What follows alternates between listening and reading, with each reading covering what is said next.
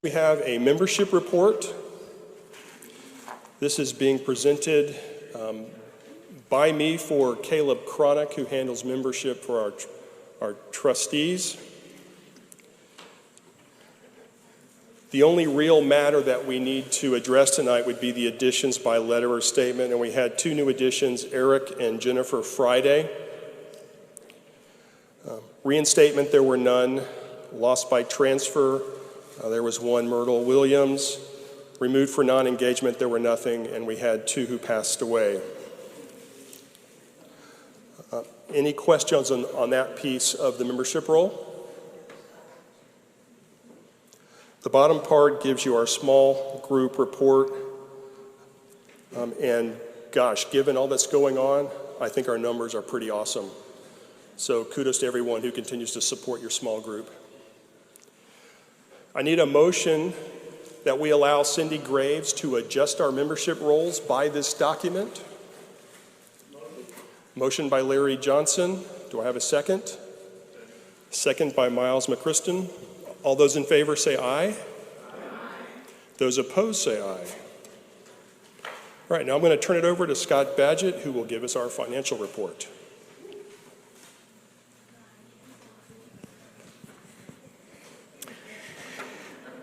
All right, I tell you what, it's always good to be able to give a report when it's positive. First of all, I want you to know that the month of June, we brought in receipt-wise $94,922.88. Even though our total of receipts were below what we had projected for budget, we're very good to be able to say in June our expenses were well below what we projected for budget. And we actually ended in the black, $920.90. If you look on the other side, or the next page, you'll see year to date. It shows January through June. Again, even though we may be under somewhat in our receipts, it has to do more with our facility usage than it does with our tithes and offerings. We can see that we are doing excellent with our tithes and offerings, but our expenses are well below. So in looking at that, year to date, we are in the black, $30,030.38, which is better than the anticipated budget, where we were expecting to be about $58,000 in the red at this point. So overall, we're about $88,000 ahead of our budget. If you will go ahead and take a look at the two reports on our invested, you can see one gives a report of a statement of position. It ends up letting you know that we have about $84,000 in the account. If you look at the statement of activities, it shows how the money has flowed just in this year, January through June. It shows that we've brought in about $124,000, almost $125,000. It does show total of expense of $201,000. But I want you to understand that part of that expense has to do with the elevator, which is borrowed money, as well as the loan we took out for the elevator and other refurbishments. So basically that's about $150-something thousand right there. So even though it shows our net income to be $77,000 in the hole, that's not cash flow. Okay, so we are actually positive cash flow. As you see through the statement of position, our cash flow, we have $84,000. All right. Are there any questions?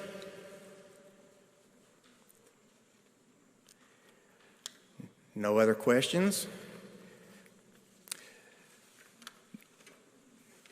Do I need to ask if for anything to be accepted? No. Okay. All right. The very last thing that I wanted to go ahead and make sure and do was we've been kind of in a strange time, obviously, the last few weeks. And even though we recognized Darren Sides in May in one of our staff outings or meetings or luncheons, I wanted to make sure that the church was aware that as of May 1st this year, Darren Sides has been with Southside Baptist Church on staff for 5 years. So, Darren, we love you. We appreciate the hard work that you continue to give and to do. And at this time, I'm going to ask you to go ahead and please come up to begin the portion in regards to For the City.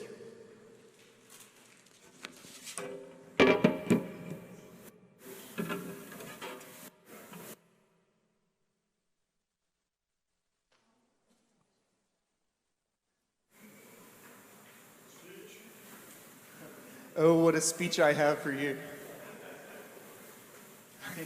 I have an incredibly fun presentation.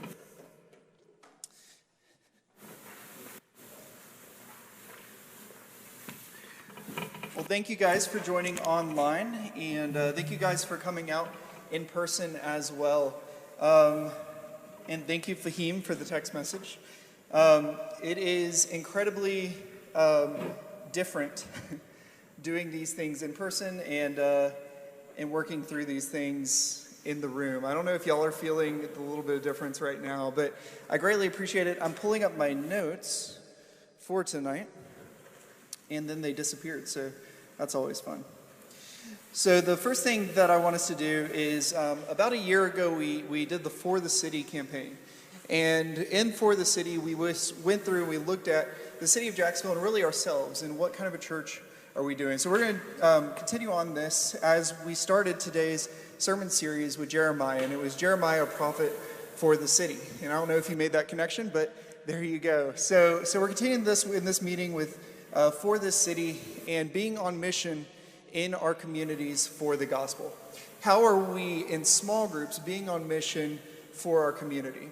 There was a verse in Jeremiah that we did a year ago that was really impactful to me, and it was Jeremiah 29, and we got it on the screens for you.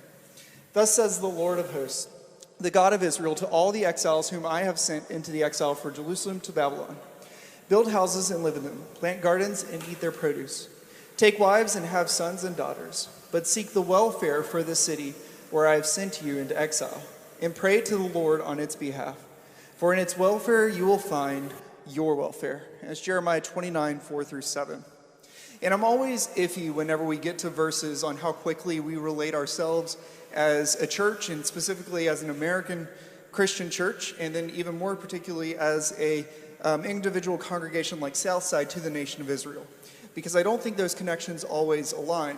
However, as Christians, we can take a bit from this passage and realizing that we too, like the nation of Israel, this world is not our home. We are citizens of heaven. And so they were the nation of Israel that was in a foreign land. And so we as Christians too, our home is in heaven, and we are ambassadors. We are sojourners for the cause of the gospel. And so we can look at this in one way, just recognizing that we are a people who lives in a land that is not our own in terms of this world right now, as citizens of heaven and citizens of ultimately a new heaven and a new earth. However, this verse has added a different connotation to me in the midst of COVID. You see, these people who Jeremiah are talking to, they are people who truly, they were God's people. They were the nation of Israel. And by an act of God, which was Babylon coming in, all of a sudden they found themselves inside of a new reality. And similarly, we, through an act of God in this virus, are finding ourselves in a new reality. We're finding ourselves in a world that's completely new to us. It doesn't matter if we want it or not. It doesn't matter how we personally feel about this politically or anything else. Right now, this is a different world. Some of you online are joining on Zoom, and I know you are because of family situations. You're visiting family in different places, and you needed to join online. But some of you guys are joining in online because this was what you had to do because of the virus right now. This is what you felt like you must do. And so we understand that this is a different environment. Through no fault of our own, it is a completely different environment that we now find ourselves in. Like the people that Jeremiah is writing to that are going off into this unknown land, what are we to do? And Jeremiah's response is very clear. Build, plant, grow, and seek the welfare of your city. So missions isn't something that we're supposed to do. It's supposed to be something of who we are. And so as the people of God, how are we responding to his mission that we are all called to in the Great Commission? How are we building, planting, growing, and seeking the welfare of our city, of your neighborhood, of your house, and of your family right now with where we are?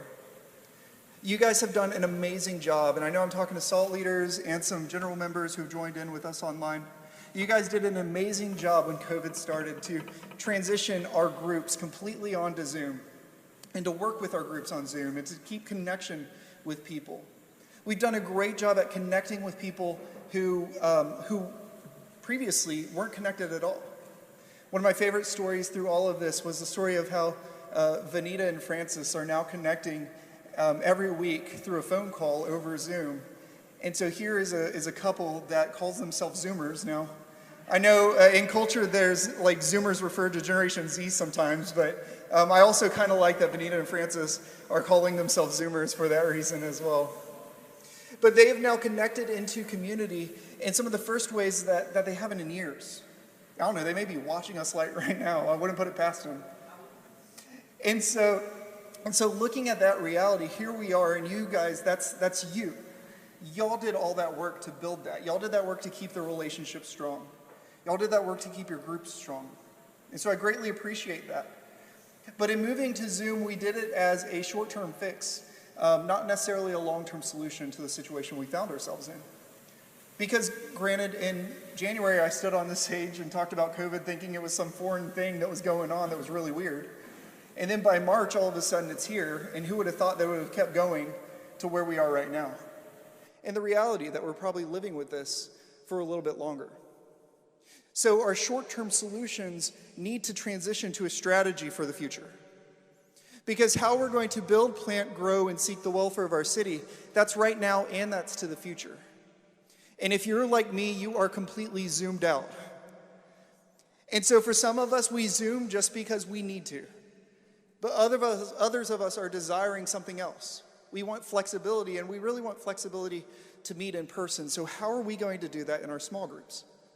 How do we start to develop communities and live on mission the way that all of us are called to do in the midst of COVID-19 and as we look forward to the rest of 2020 and the remainder of 2021?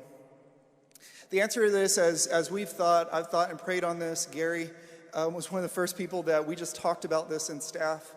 We've slowly rolled out this idea to the rest of staff, seeking conversation, seeking guidance on how do we continue to do this. After the rest of staff, we rolled it to the trustees and presented this plan to the trustees. Since then, we've also rolled it out to the deacons and deacon leadership. And tonight, we're going to tackle this completely as an entire deacon body in the deacon meeting. But it's this plan to move to regional groups. And so on the next slide, I have that up there. And so for ourselves, what are we going to do? How are we going to seek the welfare of our city? I think the best way for us to do this is by moving towards regional groups. And so regional groups, our idea of what a small group is hasn't changed. Our goal for discipleship at Southside Baptist Church is still for people to gather, grow, and go. To gather in the grace and knowledge of Jesus Christ, to grow in to gather in worship of God the Father, to grow in the grace and knowledge of Jesus Christ, and to go in the power of the Holy Spirit. That still exists across the board. But in regional groups, what we're saying is, hey, how can we continue to do that, but we're going to group ourselves in a different way? Previously, we grouped ourselves in an old kind of Sunday school model. We called them grow groups, but it was effectively stage of life Sunday schools. And so that's the way that we were grouped. And now we're saying, hey, what if we transfer that to being grouped through our regions? What this looks like is if you live in this map, you can look and kind of place yourself on the map of Jacksonville, and that will help to distinguish what region you live in. If you live north of the Arlington Expressway and Atlantic Boulevard as it goes all the way out to the beaches, and then west of the river, you would be in the north and west regions. If you live in the south, so if you live kind of south of University Boulevard, west of I-95, but still east of the river, all the way down into St. Johns County, you'd be in the south region. If you live in that little gap that's just south of the Arlington Expressway and then east of I-95, you would be in the east region.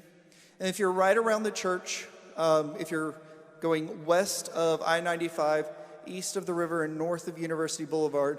In that little corridor, you'll be in the central region. And as you're grouped in these different regions, obviously the geographic footprint is not the same. That's because we wanted the level of SALT leadership and the level of membership across these different groups to be similar. And so we're just going to group in this way with 3 different goals as we progress through the end of the year. So our 3 goals in looking for 2020 are these 3 goals. Sorry guys, I skipped a slide, but we can go there. Go to the next slide. Our 3 goals will be this. First, we will launch 4 to 5 groups per region. And so we will launch 1 Zoom or digital group per region, 1 to 2 home groups per region, and 1 to 2 Sunday community groups. So changing the name from Grow to this idea of community groups, that we are based even on campus here around our regions, around our communities. The second thing we're going to do is by the end of the year, we're going to do 1 outreach event that's not Go Jacks. And so an example of this I put on there would be 1 block party that we could do. But another example could be that maybe there's something door-to-door that you could do in your region, in your actual neighborhood. And I don't know what that is, but maybe it's just wellness checks. Maybe it's going around and handing out something. I really don't know what that is, but the idea is that as regions, we can get together and determine what is a great outreach event that our communities feel like they need. And don't do it on Go Jacks weekend, but do it at some point between now and the end of the year. The final thing will be Go Jacks. And so at least 1 project per region for Go Jacks. And so it's this idea of us grouping together regionally. Now, along with this idea of regional grouping, the previous slide, Brian, if you'll go back to that, is this. We're going to group in 3 different types of groups as we're under the regions. So the region is just the general grouping by area. And then inside of every region, we're going to have 3 different types of groups. 1 is a digital group. One of our goals that we presented last year was that we wanted to be a digital church and to have a digital campus. And so it makes sense to have digital groups. And again, not doing digital groups from perspective of COVID's hitting and this is what we need to do because this is what we have to do, but going to digital groups from a missional standpoint of what is the purpose of Zoom. And Zoom groups are very, very missional for certain segments of our population. In particular, one of the things that I referenced was homebound. And if you are homebound, digital groups are very, very important. Something else that's very important is those who are self-isolating or self-quarantining. And so digital groups are a way for people to be connected to a group in those situations. Just because you may be self-isolating doesn't mean that you're separated from the community of the church. Doesn't mean you're separated from the community of God. And so we need to have these digital groups for that reason. And these digital groups are the most physically distant that we could be. Now, these can meet any time of the week, they can meet any time of the day, but they will meet online. And they'll continue to meet through Zoom. And so have a digital group in every region. Something else that we can move to under these regions would be the idea of home groups. We've been calling them home church, but this is our small group strategy, so changing the church to group, and we're just going to call them home groups. They meet any time of the day, any day of the week, but they're going to meet inside of people's houses. One of my home groups every Sunday, I've been in there for the past, month and a half, 2 months, has been in Thad and Stacy's home group. And as I'm in that home group, I'm really enjoying it, but today was kind of special because we had some visitors into our home group. And so 2 people who, to my knowledge, are unchurched, were there just eating meal with us, talking about life with us. We got to know a whole lot about who they are. And I know Stacy has been praying for this individual for years. Just as a friend and a neighbor, just been praying for them. And that's the idea of home groups. It's something missional to your neighborhoods and to your communities. It's not as physically distant as a digital group, but it's also not like coming back to church where you'll have 70 or 80 people all around you. Even if we are wearing masks, that may be of concern to you. And so a solution there where you want a physical community, but you don't want to come back onto campus yet, would be that idea of home groups. And so again, these are all following under the same umbrella for our small group system. And our last version of groups would be community groups. And these would be on campus. These would look a lot like your grow groups that you used to have. Except as they meet on campus, they're not going to be divided by or segmented by your age or your stage of life. Instead, it's segmented by where you live. So you may live in that north and west region, but on campus when you're coming to church, we have the benefit of a great childcare program. Childcare, I use the evil word. We have the benefit of a great Next Gen program that does ministry with your children here at Southside under Todd's leadership. And so you're able to do that. That's a hindrance to a lot of home groups, is when you have 4 adults but 10 children, what are you going to do? And so a solution to that is, well, we need to come on campus and we need to allow the children time to be discipled and have intentional discipleship, because I know it. I live it in a home group. My child's childcare for some of the period every Sunday morning is the giant standard poodle, right? And that's not intentional discipleship necessarily going on between Wyatt and Caleb. And it's definitely not to the level of anything that a caring human could give to my 2-year-old child. And so the intention of Next Gen ministry on campus is very important, as is the ability for those parents to be able to drop their kids off and join into a multi-generational group where they can talk about the struggles that they have as parents, but also be able to encourage those people who are struggling at a previous stage that they've already made it through, but also be discipled by somebody who's on the other end of it, who maybe is an empty nester and is done with that and can say, look, this too shall pass, and be there to love and to cherish those individuals. And so as we move to community groups, we're moving to multi-generational groups, real multi-generational groups where people can truly disciple each other and be there for each other. So what does this mean? What is our timeline? I have a slide that will be put up, and it will be our timeline as we go forward. You'll see that it's a little small in here, but on June 23rd through July 10th, we went ahead and shared this with all the people who I previously mentioned. July 14th and this day of prayer and fasting was really a prayer for this. You don't go into a major change of group structure lightly inside of a church. And we didn't enter into this lightly. This was a whole lot of prayer and planning going into this. And so we needed a day of prayer and fasting. July 19th, which is today, we're going to introduce and discuss the plan with you guys here at SALT and allow you guys to do a Q&A. And so if you're online and you have a ton of questions, Megan will be there on Zoom with you, and she will be able to relay your question. And we're going to do a question and answer time here in just a second. On August 2nd through the 31st, we're going to do regional meetings at Southside Baptist Church. And I'm really, really looking forward to these regional meetings. Because, number one, it's a way for you guys to discuss the goals. Our goals as staff is to equip the saints for the work of the ministry. And I didn't want to come into this regional change and just dictate what these regions were going to be, and then who these leaders were going to be, and create all these groups under our own power in the back room. I think it's better for you guys as the saints of the work of the ministry to do exactly what you did when COVID hit, and take on ownership and lead out in this, to then lead out with this idea of regional groups. And for you guys to discuss as members and as leaders in your areas how to apply the gospel into your geographic areas. And so we'll do that in these regional meetings. We have a series of hosts that are just going to host, and one of my favorite conversations is kind of DJ what's going on inside of these regions. But you'll actively have a chance to talk about how are y'all reaching these goals as regions. The other thing that you'll do in these regional meetings is there will be intentional training, the likes of which we haven't been able to do in a long time.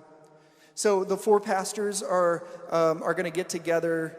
So Todd will get together from a Next Gen perspective and talk about how does Next Gen relate to what's going on. Gary will talk about our vision and mission, and how do vision and mission relate inside of every region. And for you guys to have a chance to talk back to Gary about his vision and mission for our church. I'll talk about this regional strategy to those individual regions and really discuss how does this strategy different, what's going on with this strategy, and break that down with us on a more, not quite a small group level, but just a little bit larger group than that in these regions. Scott will come in and talk about how do we resource this vision. So something that I'm sure all of you do not want to pay attention to on a sermon series with Scott talking to you about it, but allowing you a time to do a Q&A about what is invested, because you always talk about invested, but what does that actually mean? Where do we stand? What's going on with COVID? So I know Bob Mobley, he's in the back. He asks every question as a former accountant. And I'm sure, Scott, he's going to come prepared with a whole bunch of questions for you. And how do we resource the vision of this church?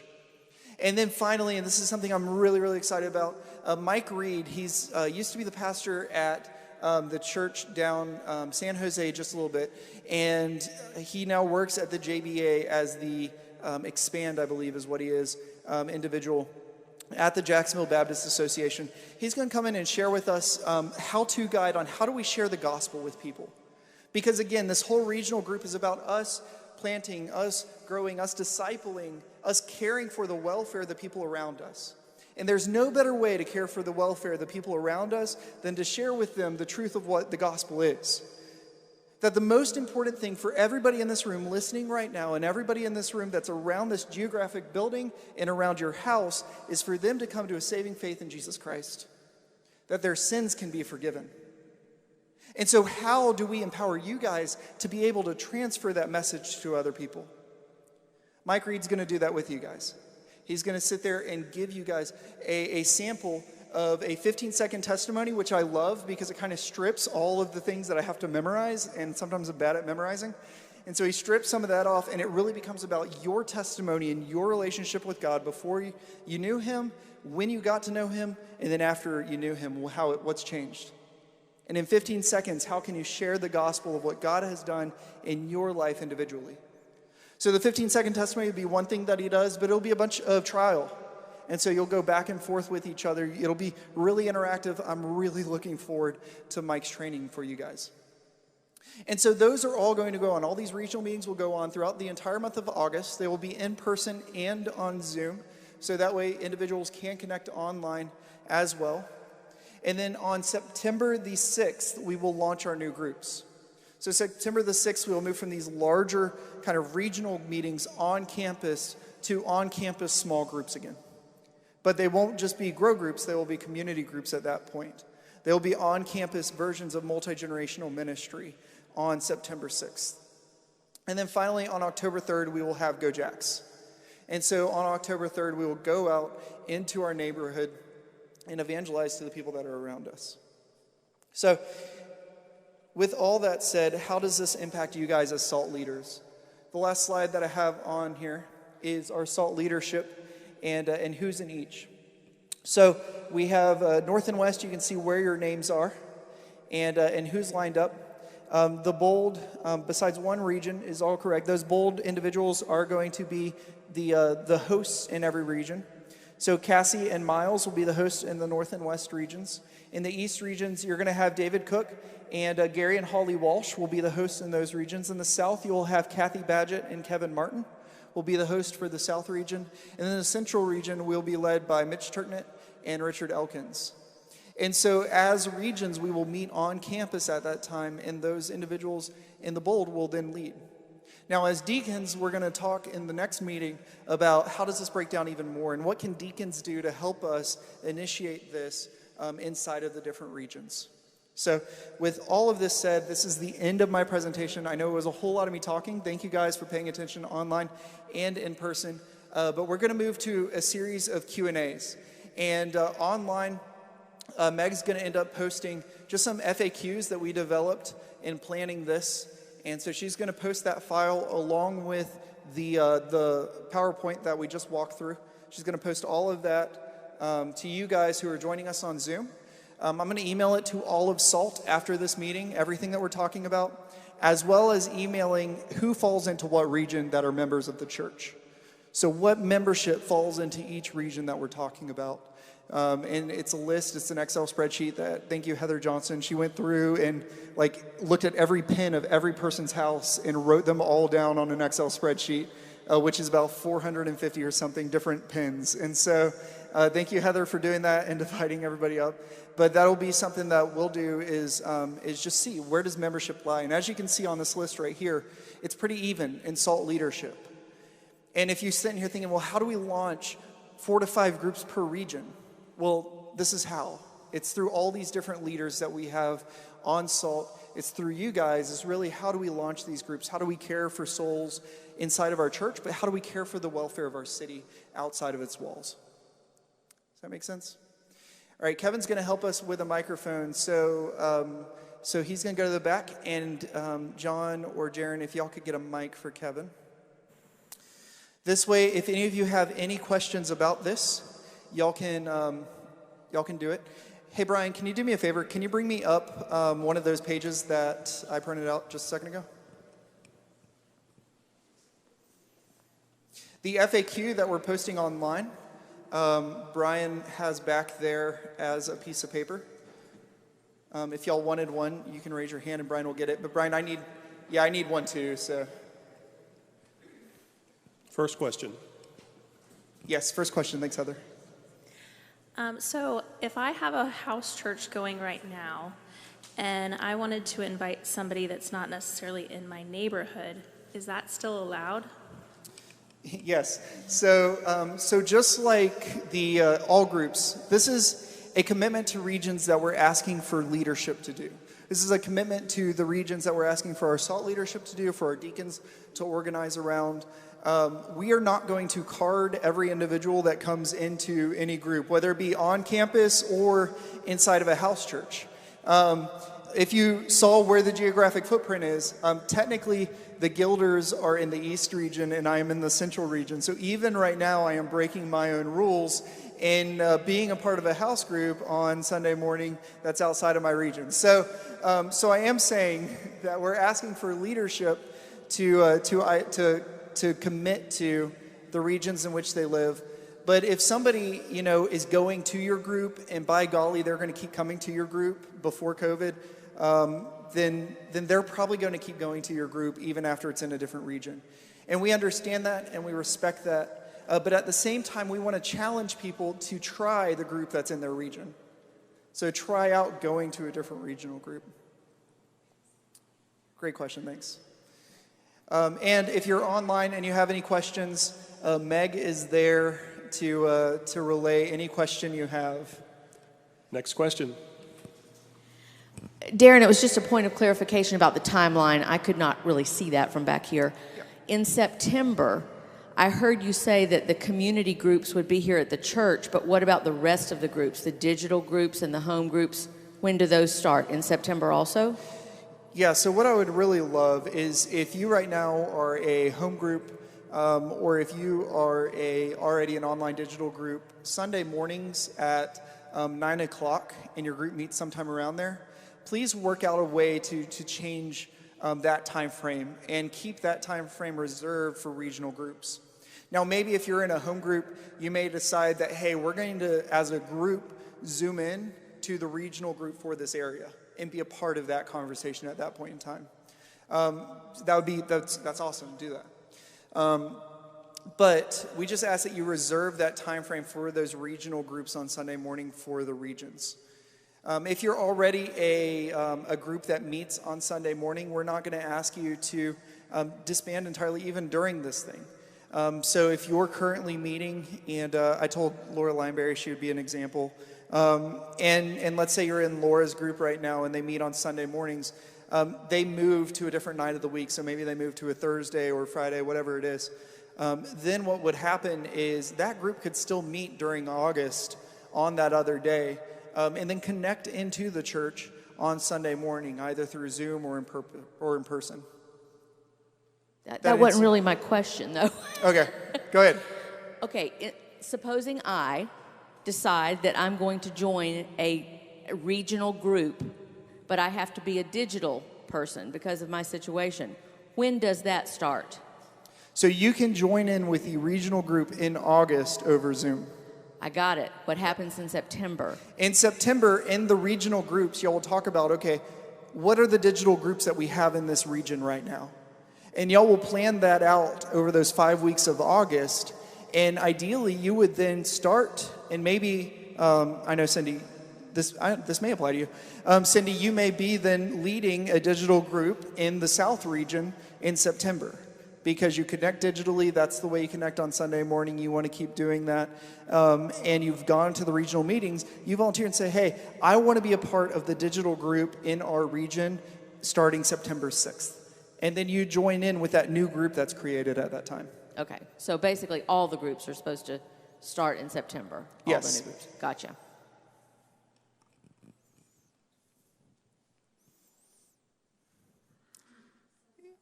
Any other questions? This is the least amount of questions in any time we have presented this.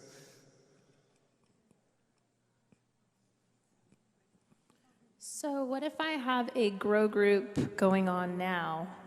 What happens once the regional trainings start? Can I still meet with my grow group, or is that done?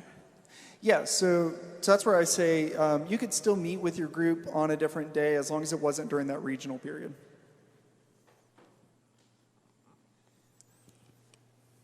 Any Zoom questions?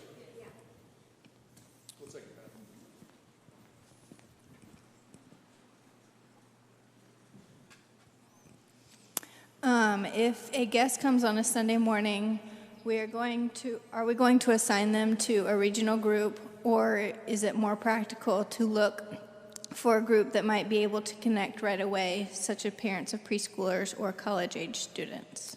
Yeah, so this is where we say, honestly, this helps us to identify what's going on. So we would connect them then to the regional group. So somebody comes in, they live in X region, they're from the street, so there is no prior contact with them. We would then put them into that regional group. Now, let's say that you live in a region, you're inviting a friend to come sit next to you. You could obviously invite your friend to sit next to you in the group that you're in. But if there's a guest, which is a lot of our guests that come in through online or through the web, they would then connect inside of that group in a multi-generational group. Jaron. Yes, ma'am. I'd like to ask, how does this all work for the prime timers? Because we're dealing with a completely different age group here that are not able to go into all this other stuff and do the other things. I mean, we can't even get them online. Yep. So, therefore, it's going to be very difficult. Are we just going to wait until September when we can come back to church with them? Or what are we going to do? Yep, so this is where, for primetime especially, I think this is big. Because if we had to come back tomorrow onto campus, I'm not sure how our primetime leadership shapes out in that way. What we would do at this point is primetimers would go in the region in which they live. So you're not coming back as a primetime department necessarily as much as you would come back and you would go to the regional groups. So in August, you could come back. The meeting spaces that we're choosing are some of our largest rooms, so you can socially distance in August in those regional groups. So there is a place for primetimers in those regional groups. But then after, we're asking for everybody in the church, not just primetime, to change up and to be a part of a regional group. So for somebody, and Pat, I'll use you as an example, like you're leading your group on Sunday morning. You've been leading a primetime group on Sunday morning. You could then lead a regional group for oh man, you're kind of on the border. Would you be in the east? I'm central. Central, thank you. Okay, so you could then lead a central group. Just know that it could have all the same people from your previous group in there. It may not, because they may want to go to their region's groups, but you would then be leading that group, or could be leading that group, and you would have other people that aren't just primetimers in the group with you. Sounds good, but I don't think it's going to work with this age group. Okay. I'm willing to take the bet. And guys, here is something that I do, since I'm on a soapbox, figuratively, and a stage literally. This is something that we have seen inside of our groups for a while. Our group ministry was going well, but there is something that is detrimental to groups that are completely around your stage of life. And that is that you have blinders on every other stage of life. Whenever you're in a group and it's only people who are in similar circumstances as you, that's great, but sometimes misery loves company and you really don't know what's going on in the other groups or the other people that are around you. And so one of the best things that churches do is when churches are able to connect people across age groups, because there are things that young adults need to hear from primetimers. And I guarantee you there are things that primetimers need to hear and be willing to work with young adults on too. And I'll tell you, incredible ministry can occur at that point if we're willing to say, hey, I'm not just looking to consume something, but I'm willing to invest myself for the people who are around me. And I'm not just looking for something that I desire. There is a bit of consumerism that gets built into stage of life groups in that way. Hey, Darren, I'd like to speak to that because I guess a year and a half ago now we started a women's group, and they are kind of in this region around the church, and they're from 20s, 40s, 50s, 60s, and Miss Carolyn Bryant is also in that group. So that group and having that level of maturity and helping, each person kind of at different stages of life has been incredible. So just give some kudos for that. Yeah, and there's a book. It's $5 on Amazon. It's called The Connecting Church 2.0. And I'm buying it for the regional hosts. If you come to me and you're like, Darren, I really want to read this book, I'm not going to let $5 prevent me from buying you a book too. So come to me, tell me that you want to read this book. And it's all about this, this pastor who initiated this community-based plan, a little bit different in his group or at his church in terms of how they're organizing. But at the beginning of the book, it really goes into why regional groups really touch on things and touch on things that even from visitors we've heard for a couple of years here at Southside about communities. And it's that they wanted something, but they didn't quite know what it was, and they couldn't really describe it. But the communities, even inside of the groups, weren't at the level that they were looking for. And this book really touches on that and kind of explains why some of that exists, and we can't put our finger on it. And the reason we can't put our finger on it is because it gets built into us in American culture. Any other questions? Any other Zoom questions? We got one in the back. Kevin, we're making you work today. Are the August regional meetings on campus for strategy planning training, or will we be doing Bible study at that time too? Yeah, so one of the things that Gary asked all of us leading to do was to open up the Bible and go to Scripture as well. So we will be opening the Bible, and it won't just be planning, but we'll be looking at planning and the Bible at the same time. And it's why I encourage groups that are meeting, because it's not exactly Bible study. If you still want some Bible study, I encourage groups to meet off of that Sunday time frame, because it also helps people to kind of debrief what's going on in their regions and gives them a space to talk about what's going on in the regional groups and how a group will choose to multiply out or will choose to connect in this new strategy.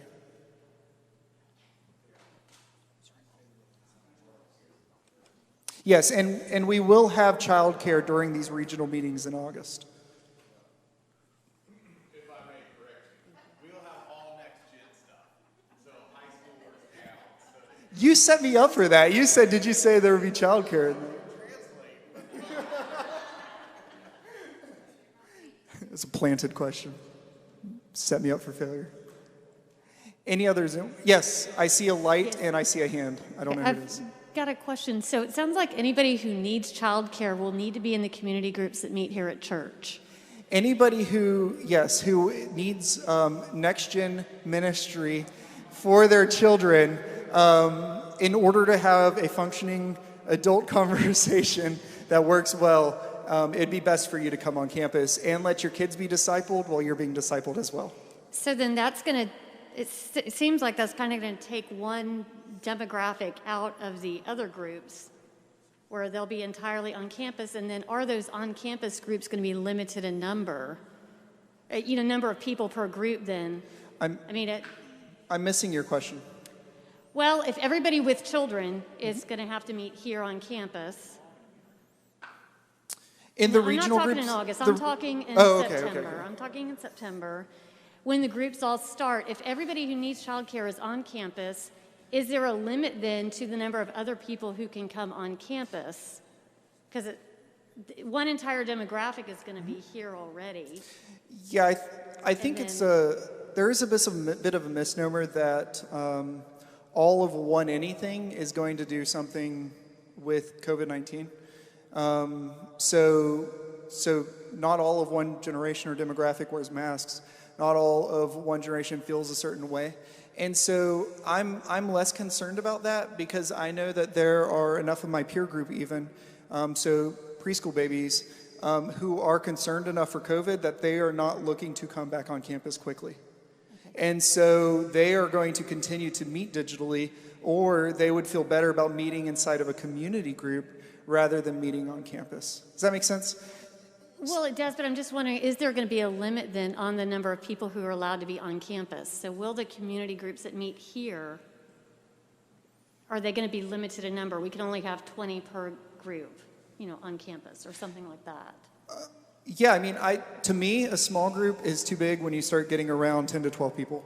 So when we talk about on-campus small groups, when you start hitting about that 12 person, your ability to have a small group function properly and actually have communication and a space where everybody can share and there can be open conversation really starts getting limited around 12 people. And so, COVID limits. Oh, COVID limits? I've got a bunch of preschool parents here. I can't come because I don't have preschool kids and they can only come on campus. What do I do? Truthfully, here's my truth on this, here's what I think about this. Judging by how many people have come on campus already, I am not concerned that we're going to have capacity limits inside of the 4 regional breakouts. We may, but A100 can socially distance a whole lot of people very well. The rooms that we're talking about doing this can really seat, even with social distancing, 50 people really, really well. And so to me, I don't think we're going to hit that max capacity. Obviously, if we start getting there, that is a conversation and we need to figure out how do we do this. But I am not concerned that we're going to hit that right now because currently on campus, we're not drawing 150 people in this room on a Sunday morning.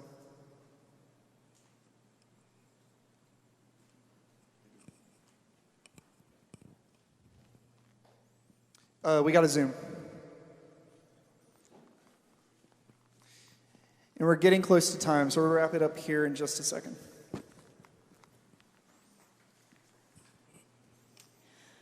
Will there still be special Bible studies such as the Discerning the Voice of God group I had started but was unable to finish due to COVID? Yeah, I'm open to other groups continuing to meet. You guys, one of the things that I love about this church and I love about you guys as leaders is you guys desire to do studies. So one person who's reconnected to our church through us going online, Nancy Green. Nancy Green's wanting to do a financial peace university, and so we'll open that up. I'm looking at Laura straight ahead of me. I'm sure Laura's going to want to do a divorce care pretty soon, and so we'll open up those groups. So I'm all for opening these special groups that have these kind of set timelines, but in terms of continuing ongoing small groups, I really want us to move to this regional group structure.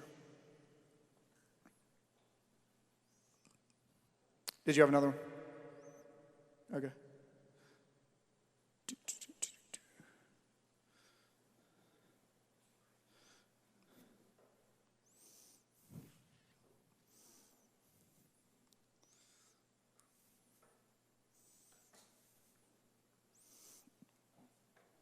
One question was, what about worship? Yep. So worship right now, all of this whole group system is designed to give us flexibility. With worship right now, this system allows us to go back to a pre-COVID schedule if we desired, which is a 9 o'clock and a 10:30 if we desired to do that.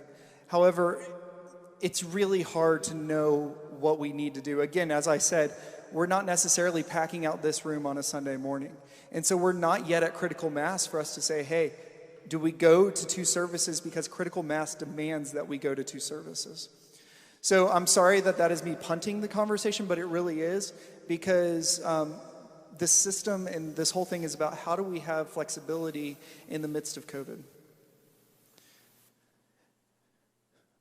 So one last thing for everybody online or in this room to know. On our website, if you go to the tab that says resources, there's a resource there that's called Office Hour, and it's Office Hour from 1 o'clock to 2 o'clock on Tuesdays. I've booked that time on my schedule to sit in front of a Zoom meeting, even if nobody shows up, to sit there for you guys to have questions and to talk to me. I don't want you guys to feel like there's not an avenue for you guys to express questions, concerns, celebrations, anything during right now while we're in this situation. And it's going to be on Zoom, so you can just connect through the website, through that link, And I have it designed to where there'll be a waiting room too, so that way I can treat everybody who's coming in individually and people won't jump into that conversation in the middle of it. So every Tuesday, I'm going to have that. You just follow that link on the website, and you'll be able to connect with me and just ask questions about this whole system as we move to it before August, as we move to it in August. What are we doing? So two final points. One, Gary sent out an article I thought was interesting to the leadership team yesterday. And one of the things was the Andy Stanley article, and I thought Andy was right on this. He talked about how COVID prevents us from having certainty right now, but that doesn't mean that we as a church can't have clarity. And so the idea of right now, and in regards to that worship question, I don't have a lot of certainty in knowing what is our worship schedule going to be in September. It's just hard for me to know what is COVID going to do next week for me to be able to say for certain what we're going to do here. But my goal with these group structures is to allow clarity, for us to have a clear vision of what we're doing. Hey guys, we are organized under our regions for the benefit of intergenerational ministry. We're doing this so that way people can connect online, can connect in different ways. That way, depending on what COVID is doing, we as a church have clarity in what our mission is. So if COVID goes an outbreak and we have to, like my friend David, he was telling me that in Pennsylvania right now, in Philadelphia, churches can't meet with more than 25 people today. And so if that happened in Jacksonville, we have a plan in this group strategy. We'll move to digital groups, and we can move to home groups. But then when we can open it back up, well, those home groups, we can transition back to community groups on campus. And then if it starts giving us uncertainty again and we have to go back down, there's a scaling plan, but these groups are all on the same idea. They're all going and pulling in the same direction, which is for our regions and for those who are around us. So I just wanted to give that last bit of info to you guys. What are you to do now leaving this meeting? This was a lot of information. What are you to do? The big thing I could say is two things. Number one, pray. Pray for us as a leadership team as we move forward. Pray for clarity in this situation, and pray for clarity as it relates to your small group. Feel like, second thing, come and ask questions. Ask any question. I really do feel like God's kind of placed this as a vision on my heart, and I'm here for you guys. There have been very few things where I feel like this is a burning thing where I feel like God is placing this, and it's just been reaffirmed over and over again. And so much like where Todd's sermon, it really spoke to me a few weeks ago about when the Spirit's moving, you need to move with it. And there's a bit where I feel like the Spirit's moving here, and I'm moving with it. And I'm asking you guys to join on with me. And I don't say that lightly. And I really don't put that push in front of you guys a lot. So that's something I do want to say is come ask questions and talk to me. Even if you're frustrated, I want to hear those, and I want to talk through those frustrations and just go along with it. The third thing that I will ask you to do is start moving your groups, if they aren't already there. Start moving them off of that Sunday morning at 9 o'clock time frame. So start moving them to a different time. So that way that 9 o'clock time frame in the month of August can be reserved for regional groups. And so we're asking you, that's the third thing, is if you can move your groups off of that time frame, that would be fantastic. Thank you, guys. I'm going to pray for us. Thank you for dealing with the technical difficulties. I know we went over about 11 minutes here, so I'll pray with us. And thank you guys on Zoom.